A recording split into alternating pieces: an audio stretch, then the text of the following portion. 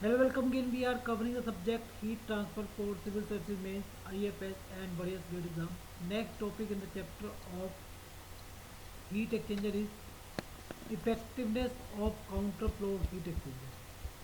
So to drive the effectiveness formula for counter flow heat exchanger, consider a counter flow heat exchanger where the hot fluid enters at TH1 and leaves at TH2 temperature, and cold fluid enters at TC1 and leaves at TC2. So within this heat exchanger, consider this elementary area where temperature of hot fluid is TH and temperature of cold fluid is TH. And within this elementary area, the temperature of hot fluid decreases by dTH, and for cold fluid, the temperature changes dTc. Because it is in flowing in this direction, so dTc is decrease in temperature if we consider the same direction for this. Okay, so for this elementary area, the heat transfer is U dA TH minus Tc, because temperature of hot fluid is TH and temperature of cold fluid is Tc, and the heat lost by hot fluid is Ch minus dTh. Ch minus dTh, because temperature is decreasing. As we are considering this direction, so in this direction the temperature change is negative, because temperature of cold fluid is increasing in this direction, so dTc will be negative in this direction. So dQ will be a C d minus dTc. Okay, so we are considering this as positive direction for both hot fluid and cold fluid. The temperature is decreasing in this direction. So dQ will be a Ch minus dTh, Ch into minus dTh for hot fluid, and for cold fluid it will be Cc into minus dTc. This is equation number 1, this is equation number 2. From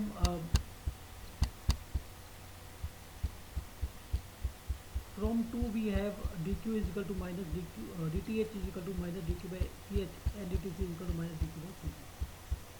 Okay, so dth minus dtc subtracted into will be equal to dq bracket 1 by cc minus 1 by c. Okay, so now from equation 1 we will put the value of dq, that is u dA th minus cc, and take this th minus cc here. So dth minus cc divided by th minus cc is equal to u dA 1 by cc minus 1 by ch. So if we perform integration, then the integration limit will be at, for temperature it will be th1 minus tc2 and th2 minus tc1, and for area it is 0 to a. So its integration will be a ln bracket th minus tc, putting limit it will be ln th2 minus tc1 divided by th1 minus tc2 is equal to u a bracket 1 by ch minus, sorry, 1 by cc 1 minus 1 by ch. So this will be the integration, and this can be further modified by taking this minus common here, and then taking exponent. So it will be th1 minus tc2 divided by th2 minus tc1, exponent bracket minus ua bracket 1 by cc minus 1 by ch bracket close. So this is equation number 3. Now from the definition of effectiveness, we have effectiveness is equal to capital Ch by C minimum multiplied by Th1 minus Th2 divided by Th1 minus Th2, or we can say actual heat transfer divided by maximum possible heat transfer, and in terms of cold fluid heat capacity, that is Cc Tc2 minus Tc1 divided by C minimum Th1 minus Tc. And from this equation we will find out Th2 and Tc2 in terms of effectiveness, and C minimum and Ch, and C minimum and Cc.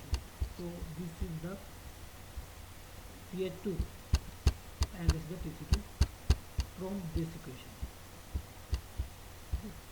Take this here and divide by Ch, and then find out Th2. Same way from this we find out Tc2. So these are the value of TH1, 2 and TC2. Now we'll put the value of TH2 and TC2 in the equation of in the equation 3. So here in both the cases, whether it is parallel flow or counter flow, we have found out TH2 and TC2 in terms of TH initial characteristics. TH1, TC1, UA, okay, and effectiveness, okay, and put the value here. So now we have the equation in terms of TH1 and TC1, and we can take common.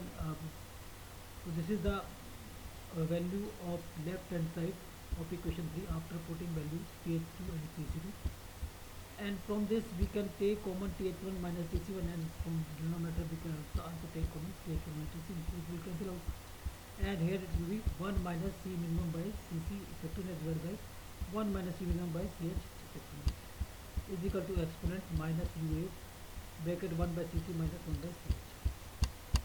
Okay. So it will be 1 minus C minimum by CC effectiveness divided by 1 minus C minimum by CH effectiveness is equal to exponent minus UA 1 by CC minus 1 by CH bracket. Okay. And from this, modifying this, we will get epsilon factor multiplied by this and this, and taking it on left hand side will be epsilon C minimum by CC minus C minimum by CH exponent bracket minus UA bracket 1 by CH minus 1 by CH bracket close, middle bracket close and large bracket close is equal to 1 minus exponent minus UA 1 by CC minus 1 by CH, or we have effectiveness is equal to 1 minus exponent effectively taking here and taking all other terms on the right hand side. 1 minus exponent minus UF 1 by CC minus 1 by CH divided by C minimum common bracket 1 by CC minus 1 by CH exponent bracket minus UA bracket 1 by CC minus 1 by CH and all three brackets closed. So this is the formula of effectiveness in terms of UA. So now we can take CC common or 1 by CC as common, so it will be further, and here also we can take 1 by CC common, so this will be the modified form. So now if we assume that CC is C minimum,